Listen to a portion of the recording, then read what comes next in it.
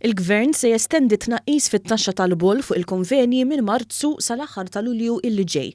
Dan ħabbru l-Prim Ministru u mexxej tal-Partit Laburista Robert Abela f'attività politika tal-Partit Laburista fir-Rabat nhar il-Ħadd.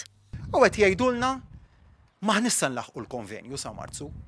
Hemm problemi waħda jew oħra li mhux se jippermettulna niffirmaw il-konvenju sa Marzu.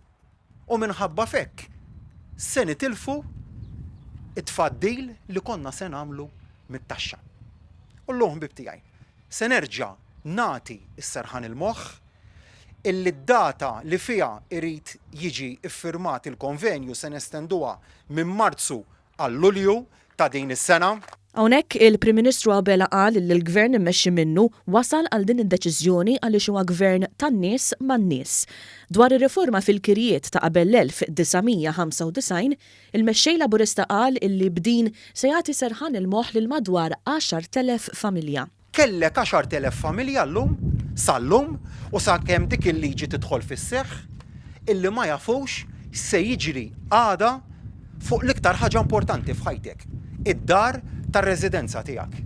Dr. Abela tkellem ukoll dwar is-sinifikat ta' din ir-riforma storika li ġiet milquha wkoll minn imsieħba soċjali bħall-Kamra tal-Kummerċ. Għax waqt li qiegħed inħabbar dak li preparajna, inħkimt minn sens ta' emozzjoni. Huwa da li qed nitkellem dwaru llum, huwa l-veru eruq laburista, eruq soċjalista li aħna għandna.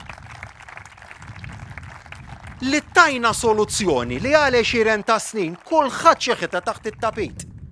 Problema li kulħadd beża imiss magħha. Hawnhekk il-Prim Ministru refela wkoll għar-reazzjoni tal-Partit Nazzjonalista dwar is-suġġett u fakkar x'kienet is-soluzzjoni ta' Gvern Nazzjonalista għal dawn il-familji. Meta l-issidien tgħidilhom ftit wisq tajtuna. Is-sidien mhumiex se jiftakru li 10 snin ilu r-riforma l-għamel il-Partit Nazzjonalista kienet tfisser li ttihom 185 euro fis-sena u r-riforma tagħna tfisser 10,000 euro fis-sena. Dr. Abela temm ifakkar ukoll kif sissa l-Partit Nazzjonalista fil-waqt li s-saħa li din ir-riforma iddaħlet tard wisq baqa' ma wasal għall-ebda soluzzjoni jew proposta u għal dan is-settur.